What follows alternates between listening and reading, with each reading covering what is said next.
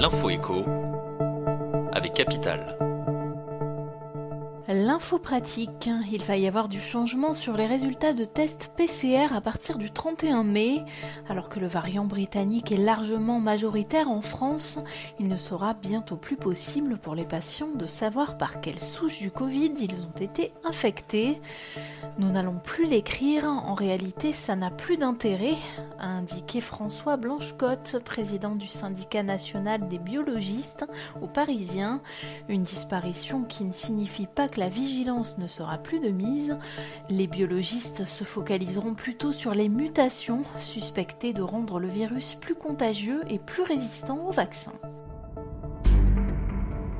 Le chiffre du jour, plus de 20 000 €, c'est le montant de l'enchère atteint pour 2 melons japonais de première qualité, soit 22 fois plus que le prix de l'année dernière.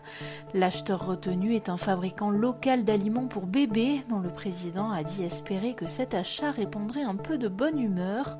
Les offres de fruits saisonniers au Japon attirent régulièrement des acheteurs en quête de prestige et de publicité gratuite.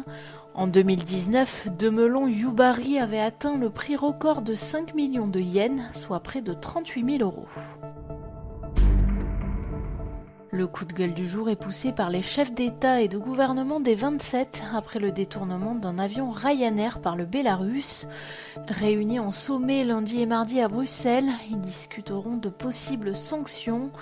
Le président du Conseil, Charles Michel, a mis à l'ordre du jour du sommet l'incident du Boeing dérouté et les conséquences ainsi que de possibles sanctions seront discutées à cette occasion. Le Bélarus a envoyé dimanche un chasseur intercepter le Boeing 737 avant de le forcer à atterrir à Minsk, puis arrêter un opposant présent à son bord.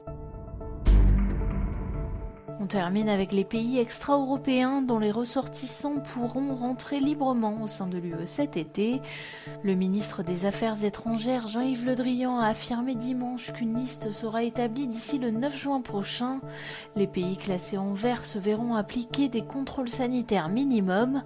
S'y ajoute une liste orange qui recensera les pays dont les ressortissants devront avoir reçu un vaccin reconnu par l'UE et une liste rouge aux contraintes extrêmement ferme en raison de la circulation des variants du Covid-19.